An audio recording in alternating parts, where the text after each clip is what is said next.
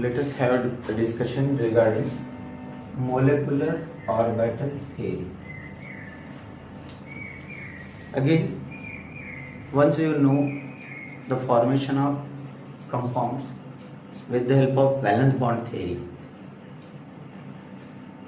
you are very well understood how the compounds are there, what is the structure, which bond is formed there, which orbitals overlap to form the compound. But the new one is the molecular orbital theory. This is in your syllabus. This theory is restricted particular. कुछ थोड़े से compounds के लिए ही ये theory बिल्कुल perfect है. अपने level में, एक जो स्टूडेंट लेवल में समझने के लिए बहुत इंपॉर्टेंट है कि ये थियरी कुछ स्पेशल ही कंपाउंड के लिए परफेक्ट है. एक्चुअली इस थियरी में क्या दिया हुआ है? थियरी में दिया है जैसा एटम है और मोलेक्यूल, दो चीज को ध्यान रखना है. Molecule forms when atoms combine. ऐसा सो एटम के जो है ऑर्बिटल, उसको बोलते हैं एटॉमिक ऑर्बिटल, और मोलेक्यूल के ऑर्बिटल उसको बोलेंगे मोलेकुलर ऑर्बिटल. और ये पढ़ते समय हमारे को इलेक्ट्रॉनिक कॉन्फ़िगरेशन भी आना चाहिए. इलेक्ट्रॉनिक कॉन्फ़िगरेशन भी आना चाहिए. कौन सा इलेक्ट्रॉनिक कॉन्फ़िगरेशन? अबू प्रिंसिपल वाला, वो इलेक्ट्रॉनिक कॉन्फ़िगरेशन भी आना चाहिए. तो इलेक्ट्रॉनिक कॉन्फ़िगरेशन अगर आता है और एटम के ऑर्बिटल्स पता है और मोलेकुलर के ऑर्बिटल्स पता है, तो इसमें कुछ रूल्स है. There are certain rules. So what is the rule? Rule number 1, atomic orbital overlap with atomic orbital only. Number 2, the atomic orbital of same energy overlap with each other. जो same energy वाले atomic orbital है वही overlap होंगे. Third, when atomic orbital overlap with each other it produce molecular orbital. जब molecular orbital बनेंगे atomic orbital से, तो जितने एटॉमिक ऑर्बिटल ओवरलैप हुए उतने ही number of atomic orbital overlap that is equal to the number of molecular orbital form. यानी जितने एटॉमिक ऑर्बिटल ओवरलैप होंगे उतने ही मोलेकुलर ऑर्बिटल बनेंगे. अब जितने मोलेकुलर ऑर्बिटल बनेंगे उसमें से आधे जो होंगे वो बॉन्डिंग मोलेकुलर ऑर्बिटल होंगे और आधे जो होंगे वो एंटी बॉन्डिंग मोलेकुलर ऑर्बिटल. अब बॉन्डिंग मोलेकुलर ऑर्बिटल को जो डेसिग्नेट करते हैं वो सिग्मा से करते हैं या पाई से करते हैं, लेकिन एंटी बॉन्डिंग मोलेकुलर ऑर्बिटल को डेसिग्नेट करते हैं वो स्टार लगाते हैं. अब ये सारी बातें जो हमने डिस्कस की, according to all the observation how the molecular orbital diagram is, इसके अकॉर्डिंग मोलेकुलर ऑर्बिटल डायग्राम कैसे होंगे वो भी ड्रा कर रहे हैं. देखो जैसा दिस लाइन, एक्चुअली एमओटी में ये डायग्राम ही पढ़ते नहीं आती, इसलिए इसका ध्यान दो. ये जो एक लाइन है, this line represent the atomic orbital.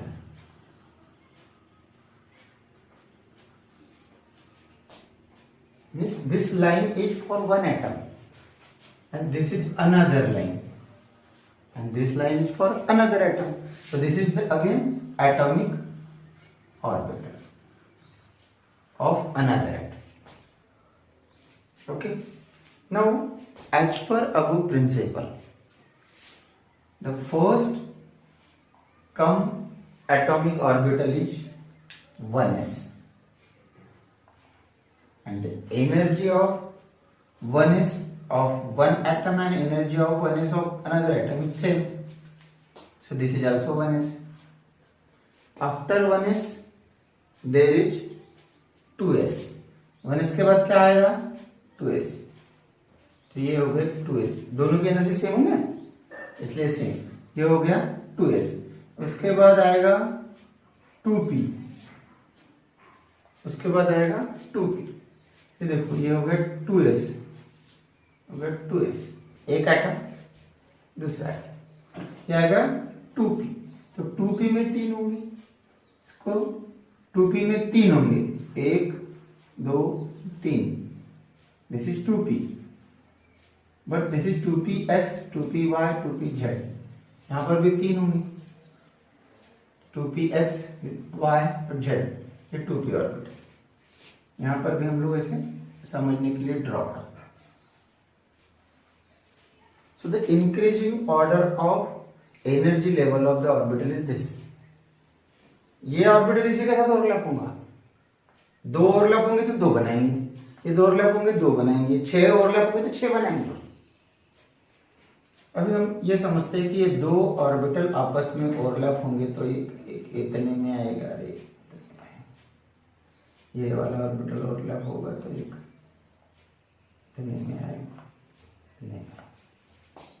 चलिए ये ऐसा समझते हैं कि देखो इसका ओवरलैपिंग, क्योंकि overlapping of atomic orbital forms the molecular orbital and the molecular orbital form, जितने मोलिकुलर ऑर्बिटल बनेंगे उसमें से आधे की एनर्जी ज्यादा होगी और आधे की एनर्जी कम होगी। तो ये 1s 1s 2 atomic orbital overlap हो गए, 2 मोलिकुलर ऑर्बिटल बन गए, 2 एटॉमिक ऑर्बिटल ओवरलैप हो गए, 2 मोलिकुलर ऑर्बिटल बन गए, एक की एनर्जी कम, एक की एनर्जी ज्यादा। अब यहां पर p orbital, we know p orbital have orientation along 3 axis, px py pz। तो 3 अगर एक्सिस है, जैसे अपन ऐसे ऐसे 3 एक्सिस समझ लीजिए, देखो ये इधर जा रहा है, ऊपर जा रहा है, ऐसे अपन समझते हैं। तो 3 में से कोई भी एक एक्सिस का एक्सिस टू एक्सिस ओवरलैपिंग होगा, बाकी की लैटरल ओवरलैपिंग होगी, यानी एक ही एक्सिस से डायरेक्ट ओवरलैपिंग होके सिग्मा बॉन्ड बन सकता है। Means to form the sigma bond direct axis to axis overlapping require, और एक ही ऑर्बिटल की एक्सिस टू एक्सिस ओवरलैपिंग हो सकती है, उसको जेड ऑर्बिटल कंसीडर करते हैं, उसको जेड ऑर्बिटल कंसीडर करते हैं। मान लो ये वाला जेड है जो एक्सिस टू एक्सिस ओवरलैपिंग करने वाला है, तो इसका एक यहां और एक यहां, फिर बचे कौन से, x और y, तो x और y के एक यहां, ये हो गए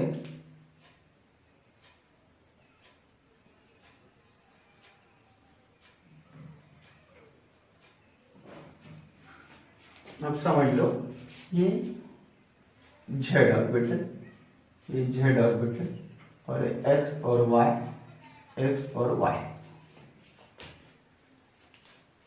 ये 1s से बना, ये बॉन्डिंग ऑर्बिटल जिसकी एनर्जी कम है तो इसका नाम है सिग्मा 1s। ये एंटी बॉन्डिंग है इसलिए इसका नाम है सिग्मा स्टार 1s। ये 2s से बना तो इसका नाम है सिग्मा 2s, एंटी बॉन्डिंग है इसलिए इसका नाम है सिग्मा स्टार 2s। और ये 2p से बना, एक्सिस टू एक्सिस ओवरलैपिंग से बना, इसलिए सिग्मा 2pz, और ये हो जाएगा सिग्मा स्टार 2pz। और 2 x और y लेटरल ओवरलैपिंग से बने तो पाई, इसका मतलब इनका जो नाम होगा वो होगा पाई 2px और पाई 2py, और एनर्जी दोनों की सेम इसलिए उसको इक्वल टू बोलते हैं, पाई 2px equal to pi 2py।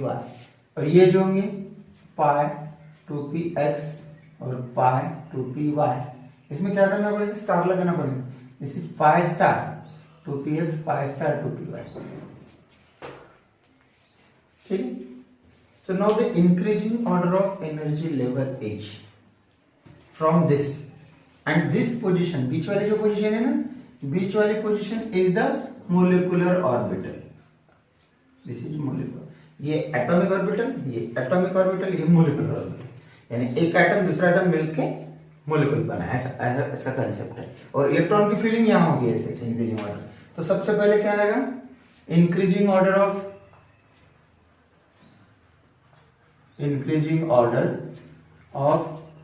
Electron means increasing order of Orbitals for electron filling, increasing order of orbital for filling of electron, filling of electron in molecule. In case of molecule, when molecule form, तो क्या होगा, यहां से start करें. This is sigma, start first is sigma 1s, उसके बाद ऊपर गए तो सिग्मा स्टार 1s, उसके बाद ऊपर गए तो सिग्मा 2s, उसके बाद ऊपर गए तो सिग्मा स्टार 2s, उसके बाद ऊपर गए तो सिग्मा 2pz, उसके बाद सिग्मा 2pz के बाद this is the general. There are some exception where these orbitals are different, the location is different, but this is the general molecular orbital diagram. बहुत जगह ये molecular orbital diagram आप use करके bond order calculate कर सकते हो.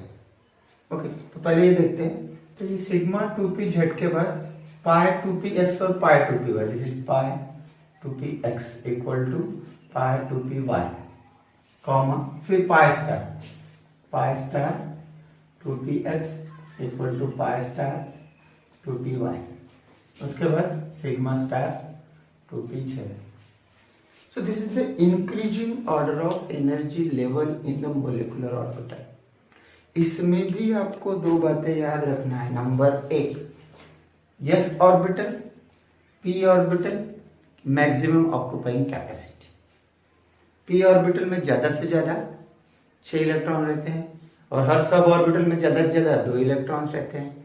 s orbital में ज्यादा से ज्यादा 2 इलेक्ट्रॉन रहेंगे. और भी एक बात याद रखना है, Hund's rule of maximum multiplicity. When the electrons is filling, जैसा यहाँ 1 2 3 4 5 6 7 8 9 10 11वां इलेक्ट्रॉन आएगा तो यहाँ आएगा, 12वां यहाँ आएगा, यही नहीं आएगा. ध्यान रखना है, यहाँ आएगा फिर यहाँ आएगा, फिर पेयरिंग होगी, फिर इधर नेक्स्ट यहाँ, फिर यहाँ, फिर यहाँ. ये ध्यान रखना है. मीन्स ऑल सब orbital are singly occupied first, then pairing start. ये ध्यान रखना है, इसको भूलना नहीं. This is the Hund's rule of maximum multiplicity.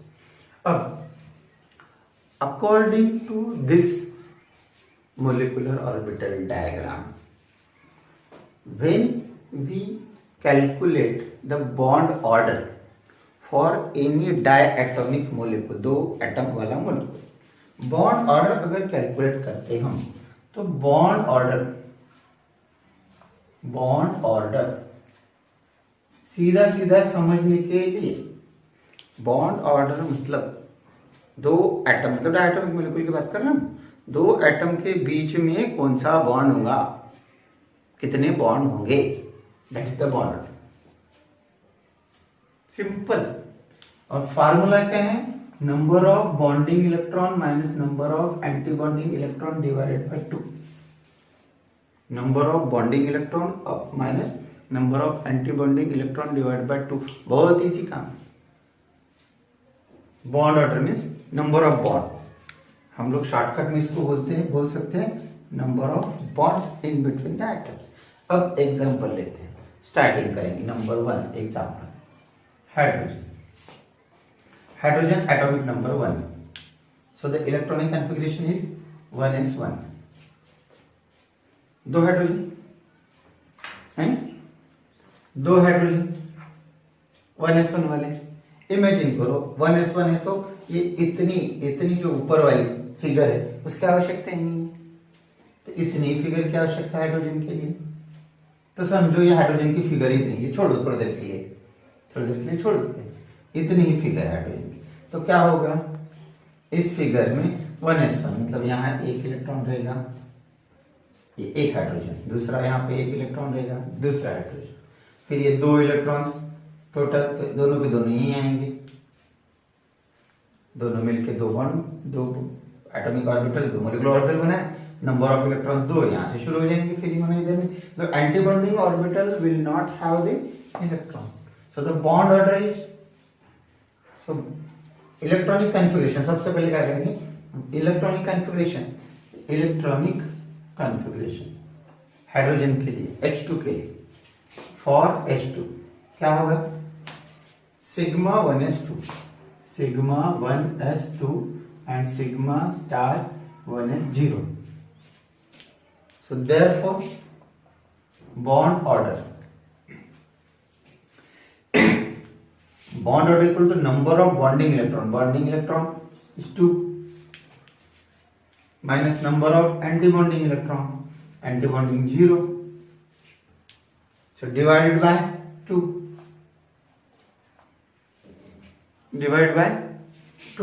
equal to 2 by 2 equal to 1. And we know that this 2 by 2 equal to 1 means 1 is bond order, means hydrogen have only one bond. ऐसा उसका कहना है. बात समझ में आई? अब दूसरा example लेते हैं. ऐसा दूसरा second example, N nitrogen N2. तो एटॉमिक नंबर 7 क्या, 1s2 2s2 एंड 2p3. ठीक है. तो N2 में, so therefore N2 contain, N2 में कितने, N में अगर 7 इलेक्ट्रॉन है तो N2 में कितने होंगे, 7 प्लस 7 इक्वल टू 14 इलेक्ट्रॉन्स होंगे. अब थोड़ा थोड़ा समझना शुरू करो, इतना सारा लिखने की जरूरत नहीं है. डायरेक्ट N2 मतलब 7 प्लस 7 इक्वल टू 14 इलेक्ट्रॉन्स को यहां से नीचे से ऊपर लिखेंगे. 14 इलेक्ट्रॉन को नीचे से ऊपर एक बार ये लिख के देख लेते हैं. 1s2 तो यहाँ पे जैसा 1s2 हो गया है ना, एक बार समझने के लिए. 1s2 बाद में 2s2, उसके बाद में 2p3 मतलब 1 2 एंड 3.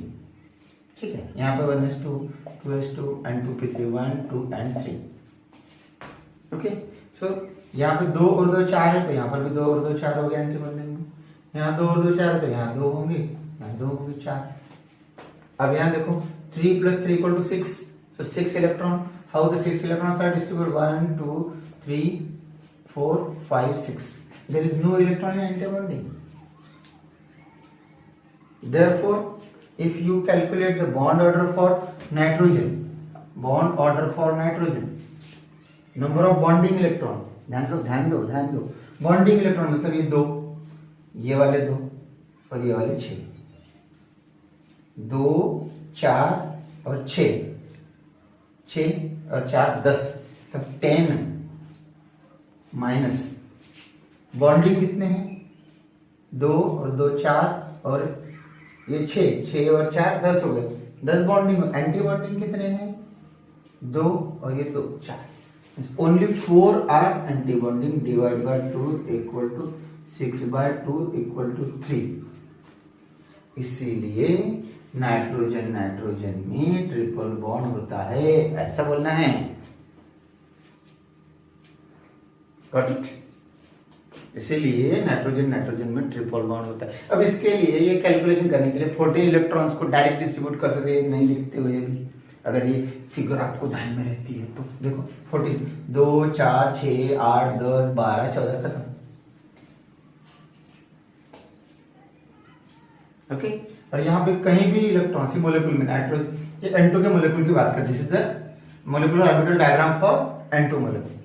इसमें कोई भी इलेक्ट्रॉन अनपेयर्ड नहीं है, इसलिए नाइट्रोजन इज डायमैग्नेटिक.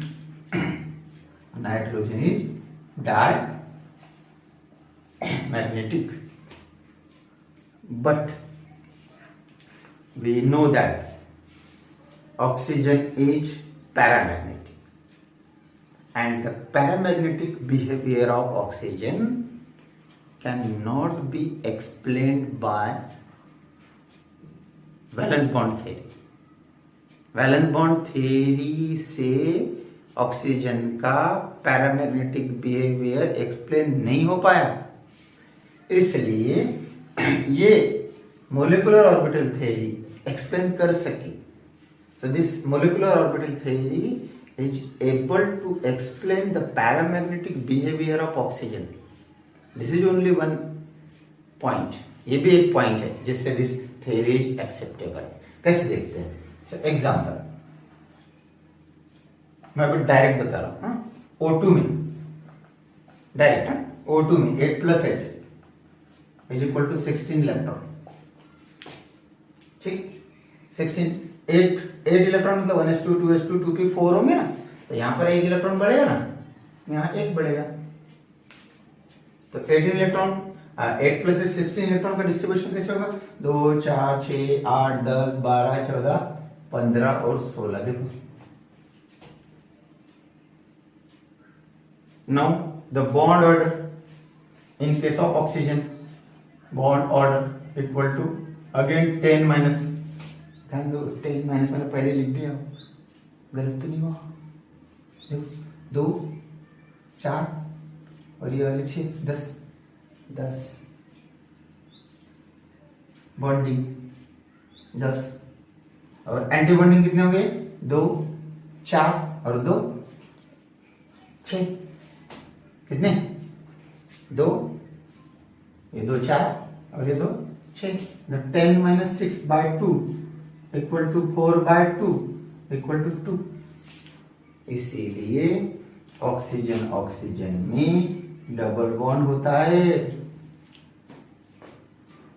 और इस मोलेकुल में, ऑक्सीजन के मोलेकुल में 2 अनपेड इलेक्ट्रॉन्स भी है, इसलिए ऑक्सीजन इज पैरामैग्नेटिक। ये पॉइंट है, बोलना नहीं है। साथ साथ कुछ आयंस जो एटॉमिक आयंस है उनके भी बॉन्ड ऑर्डर हम इससे कैलकुलेट कर सकते हैं। अब ये सब कुछ करने की जरूरत नहीं, ये आप अगर ध्यान में रखते हो इससे भी हो जाएगा, या फिर ये ध्यान में रखते हो इससे भी हो जाएगा। लिखते समय भी इसको कैसे लिखेंगे? जैसे इसके बारे में एग्जांपल लेते हैं, ऑक्सीजन के बारे में कैसे लिखते थे? सिग्मा 1s2 ऑक्सीजन के बारे में, यहाँ लिखेंगे सिग्मा स्टार 1s2, उसके बाद 2s2, उसके बाद 2, उसके बाद यहाँ क्या लिखते? सिग्मा 2pz2, और यहाँ क्या लिखते? यहाँ 2, यहाँ 2 और यहाँ 1 1। ये ऑक्सीजन के लिए रहता है। तो अगर ये आपने ध्यान रखा तो भी चलेगा, या फिगर को भी आपने ध्यान रखा तो भी चलेगा। लेकिन जो एग्जाम में आता है, आपके कॉम्पिटिटिव एग्जाम में आता है, डायरेक्ट पूछते हैं, सीधा दिया रहता है कि जैसे एग्जाम्पल, जैसे कार्बन -2 C2 -2 का बॉन्ड ऑर्डर बताओ, या ऐसा है F2 प्लस का बॉन्ड ऑर्डर बताओ। अब कैसे करोगे? कैसे करेंगे? कितना इजी है, देखो C2 -2, C मतलब कार्बन, कार्बन मतलब 6, C2 मतलब 6 + 6, -2 मतलब +2 इलेक्ट्रॉन, -2 2 इलेक्ट्रॉन ज्यादा ना, तो टोटल नंबर ऑफ इलेक्ट्रॉन कितने हुए? 6 + 6 12, 12 और 2 14। Easy. 14 electron bond order calculate करेंगे तो, बॉन्ड ऑर्डर कैलकुलेट करेंगे तो बोलो बोलो 10 माइनस, बॉन्ड ऑर्डर कैलकुलेट करेंगे तो 14 का 10 - 4 बाय 2 इक्वल टू 10 - 4 बाय 2 में 4 बाय 6 बाय 2। ओके 14 है ना, 10 - 4 by 2 6 by 2 equal to 3। Okay अब देखो F2 का देखेंगे, अगर F2 का रहेगा तो कैसे रहेगा? बॉन्ड ऑर्डर सीधा सीधा ऐसे इजी है। अब F2 देखो, F2 में क्या?